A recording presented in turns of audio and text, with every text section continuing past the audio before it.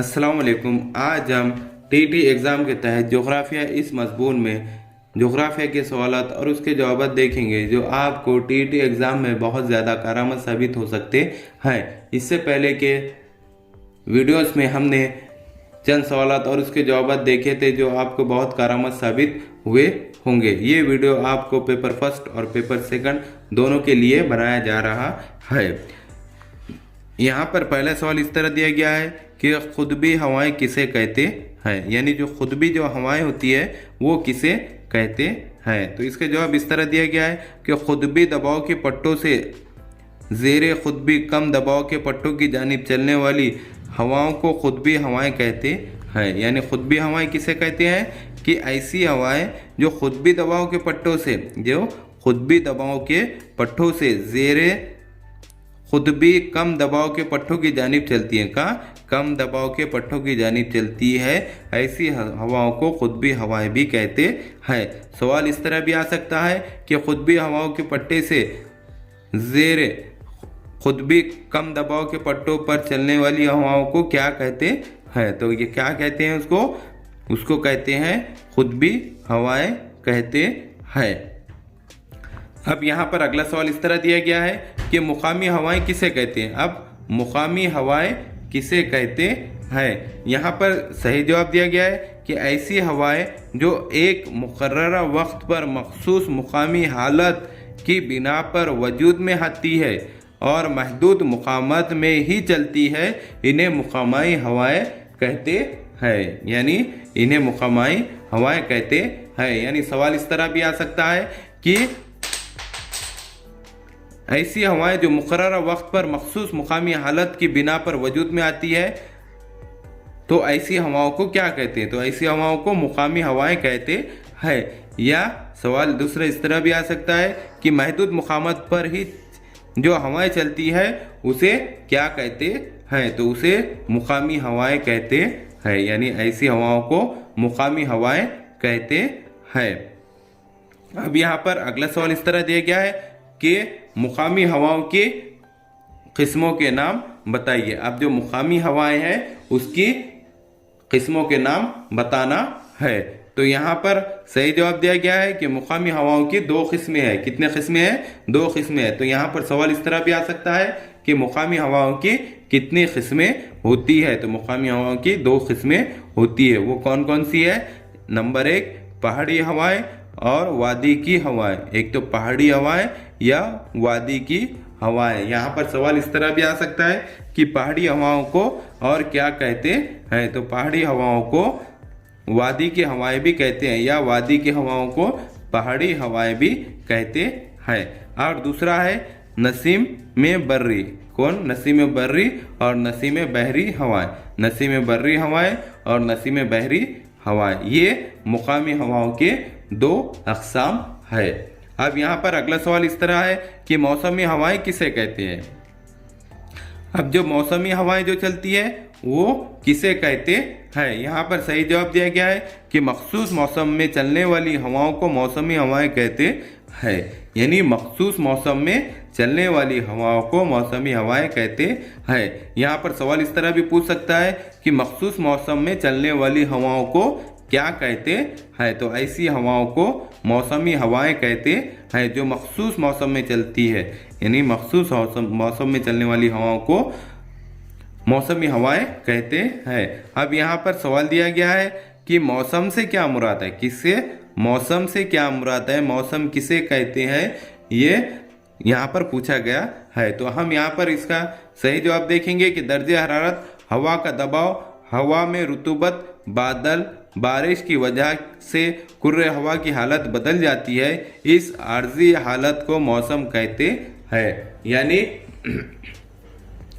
दर्जे हरारत, हवा का दबाव, हवा में रुतूबत, बादल, बारिश की वजह से कुर्रे हवा की हालत बदल जाती है। यानी बारिश की वजह से कुर्रे हवा की हालत बदल जाती है, दर्जे हरारत में तब्दीली आती है, दबाव कम या ज़्यादा होता है, हवा में रुतूबत होती है, बादल आते हैं, बारिश होती है,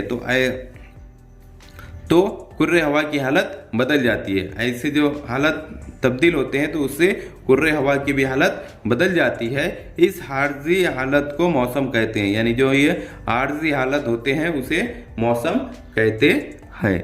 अब यहाँ पर अगला सवाल इस तरह दिया गया है कि आबो हवा से क्या मुराद है, किससे आबो हवा किसे कहते हैं, आबो हवा से क्या मुराद है। यहाँ पर जवाब इस तरह है कि मौसम के तवील अरसे तक की औसत कैफियत को आबो हवा कहते हैं। यानी यहाँ पर सवाल इस तरह भी पूछ सकता है कि मौसम की तवील अरसे तक की औसत कैफियत को क्या कहते हैं, तो ऐसी कैफियत को आबो हवा कहते हैं। मौसम की तवील अरसे तक की औसत कैफियत को आबो हवा कहते हैं। अब यहाँ पर अगला सवाल इस तरह है कि मौसम की तवील अरसे तक की औसत कैफियत को क्या कहते हैं, मौसम की तवील अरसे तक की औसत कैफियत को क्या कहते हैं। तो मौसम की तवील अरसे तक की औसत कैफियत को आबो हवा कहते हैं। यानी आबो हवा किसे कहते हैं, ये मौसम की तवील अरसे तक की औसत कैफियत को क्या कहते हैं, क्या कहते हैं, आबो हवा कहते हैं। अब अगला सवाल इस तरह है कि दर्जे हरारत किस आले से नापा जाता है। अब जो दर्जे हरारत हम जो नापते हैं उसके लिए जो आला इस्तेमाल करते हैं उसे क्या कहते हैं। तो यहाँ पर जवाब इस तरह है कि दर्जे हरारत पैमाइश सेल्सियस है जो तपिश पैमा से नापी जाती है। किससे नापते हैं, तपिश पैमा से। यानी दर्जे हरारत नापने का आला क्या है, तपिश पैमा होता है। क्या होता है, तपिश पैमा होता है। अब यहाँ पर अगला सवाल इस तरह है कि हवा की रफ्तार किस आले से नापते हैं। यानी जो हवा की जो रफ्तार होती है वो किस आले से नापते हैं। यहाँ पर सही जवाब दिया गया है हवा की रफ्तार की पैमाइश करने वाले आले को बात पैमा कहते हैं। यानी हवा की रफ्तार की जो पैमाइश होती है तो उसको पैमाइश करने वाले आले को बात पैमा कहते हैं। यानी बात पैमा किसे कहते हैं, हवा की रफ्तार की जो पैमाइश होती है उसको पैमाइश करने वाले आले को बात पैमा कहते हैं। अब यहाँ पर अगला सवाल इस तरह है कि सऊदी अरब के दरमियान से कौन सा फर्जी खत गुजरता है। यानी सऊदी अरब जो है तो उससे सऊदी अरब के दरमियान से कौन सा फर्जी खत गुजरता है। तो जवाब इस तरह दिया गया है कि सऊदी अरब के दरमियान से खते सरतान गुजरता है। कौन सा गुजरता है, खते सरतान गुजरता है। कहाँ से, सऊदी अरब के दरमियान से खते सरतान गुजरता है। अब यहाँ पर अगला सवाल इस तरह दिया गया है बद्दू किसे कहते हैं। यानी जो बद्दू है वो किसे कहते हैं। यहाँ पर उसका सही जवाब दिया गया है सऊदी अरब के देहाती इलाकों में रहने वाले खाना बदोश कबाइल को बद्दू कहते हैं। यानी खाना बदोश कबाइल को, कहाँ के, सऊदी अरब के रहने वालों को बद्दू कहते हैं। अब यहाँ पर अगला सवाल इस तरह है कि मुसलमान हज करने किस मुल्क में जाते हैं। यानी हम लोग हज करने को किस मुल्क में जाते हैं। हर साल हज के लिए लाखों लोग सऊदी अरब जाते हैं। कहाँ जाते हैं, कौन से मुल्क में, सऊदी मुल्क में, जहाँ पर मक्का और मदीना वाक़ई है वहाँ पर जाते हैं और हज की सादत करते हैं। अब यहाँ पर अगला सवाल इस तरह है कि जापान दरअसल क्या है। यानी जो जापान जो मुल्क है वो दरअसल क्या है। यहाँ पर सही जवाब दिया गया है जापान जजीरों की शक्ल का एक छोटा सा मुल्क है। जापान क्या है, जजीरों की शक्ल का एक छोटा सा मुल्क है, जजीरेनुमा एक मुल्क है। अब यहाँ पर अगला सवाल दिया गया है कि किस शहर को उभरते सूरज का मुल्क कहते हैं। यानी ऐसा कौन सा मुल्क है जिसको सूरज का मुल्क कहते हैं, किस शहर का उभरते सूरज का मुल्क कहते हैं। तो यहाँ पर सही जवाब दिया गया जापान इंतहाई मशरिक में वाक़ होने की वजह से इसे उभरते सूरज का मुल्क कहते हैं। किसे कहते हैं, जापान को उभरते सूरज का मुल्क कहते हैं। क्यों कहते हैं, क्योंकि ये इंतहाई मशरिक में वाक़ होने की वजह से इसे उभरते सूरज का मुल्क कहते हैं। अब यहाँ पर अगला सवाल इस तरह दिया गया है कि सनती लिहाज से जापान की हैसियत क्या है। यानी जो सनती जो लिहाज है उससे लिहाज से जापान की हैसियत क्या तस्वुर की जाती है। यहाँ पर जवाब है कि सनती लिहाज से आज जापान दुनिया का एक अहम और ताकतवर मुल्क है। आज सनती लिहाज से जापान दुनिया का एक अहम और ताकतवर मुल्क तस्वूर किया जाता है। यहाँ पर सवाल दिया गया है, कोहे आप्स किसे कहा जाता है, यानी कोहे आप्स किसे कहा जाता है। यहाँ पर सही जवाब दिया गया है, होन्शु जजीरे के दरमियान वाक़ पहाड़ी को कोहे आप्स कहा जाता है। कौन सा? होन्शु जजीरे के दरमियान वाक़ पहाड़ों को कोहे आप्स कहा जाता है। किसको? पहाड़ों को कोहे आप्स कहा जाता है। यहाँ पर अगला सवाल इस तरह दिया गया है कि जापान के दरिया के बारे में बताइए। अब जो जापान के जो दरिया है उसके बारे में आप क्या जानते हैं? यानी जापान के दरिया इंतहाई तेज रफ्तार और मुख्तसर है। यानी जापान के जो दरिया है वो इंतहाई तेज रफ्तार, कैसे है वो? एकदम तेज रफ्तार और मुख्तसर तस्वुर किए जाते हैं। अब यहाँ पर सवाल दिया गया है, खुतूत मसावी 12 किसे कहते हैं, यानी खुतूत मसावी 12 किसे कहते हैं। यहाँ पर जवाब है कि एकसा बारिश वाले मुकामात को जोड़ने वाले खुतूत को खुतूत मसावी 12 कहते हैं। किसको? जो एकसा बारिश वाले मुकामात को, जो एकसा बारिश वाले मुकामात को जोड़ने वाले खुतूत को, किसको? जोड़ने वाले खुतूत को खुतूत मसावी 12 कहते हैं। अब यहाँ पर अगला सवाल इस तरह है कि हयाती कुर्रा किसे कहते हैं। अब ये हयाती कुर्रा क्या है, ये किसे कहते हैं? यहाँ पर जवाब है कि ज़मीन के जानदारों का कुर्रा हयाती कुर्रा कहलाता है। यानी जो ज़मीन के जानदारों का जो कुर्रा है वो हयाती कुर्रा कहलाता है। यानी सवाल इस तरह भी पूछ सकता है कि ज़मीन के जानदारों का कुर्रे को क्या कहते हैं, या ज़मीन के जानदारों का कुर्रा क्या कहलाता है। तो ये हयाती कुर्रा कहलाता है।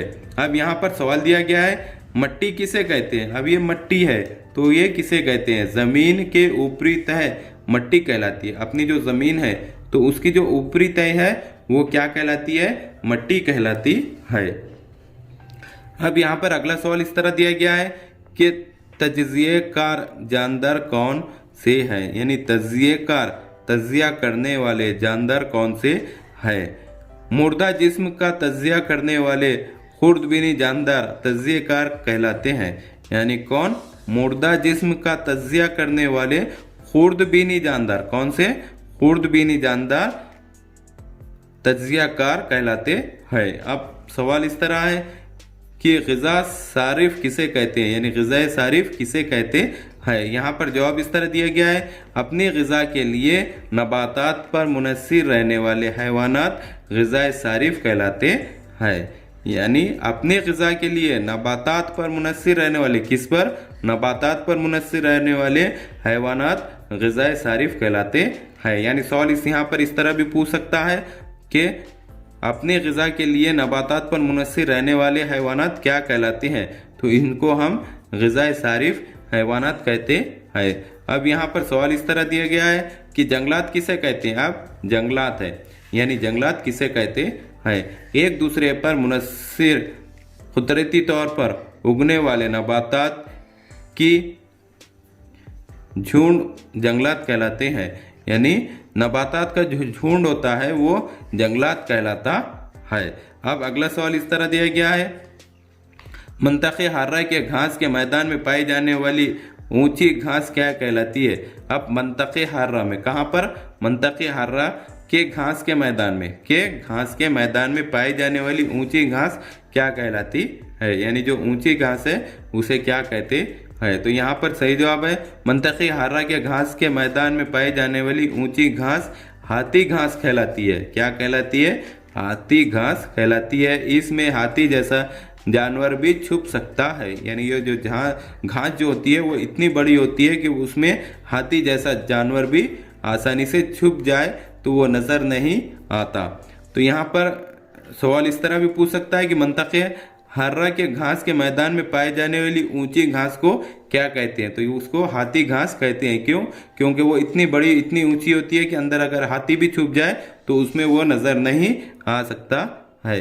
अब यहाँ पर अगला सवाल इस तरह है कि ज़मीन के दर्जे हरारत किसके ज़रिए मुतवाज़न रहता है। अब जो ज़मीन का जो है दर्जे हरारत वो किसके ज़रिए मुतवाज़न रहता है, यानी किसके ज़रिए बराबर रहता है। तो यहाँ पर सही जवाब दिया गया है, कुर्रे हवा की वजह से। किसके वजह से? कुर्रे हवा की वजह से ज़मीन का दर्जे हरारत मुतवाज़न रहता है। किसके वजह से? कुर्रे हवा के वजह से जमीन का तवाज़न मुतवाज़न रहता है। यानी कुर्रे हवा एक ऐसी चीज़ है जिसकी वजह से ज़मीन का दर्जे हरारत मुतवाज़न रहता है।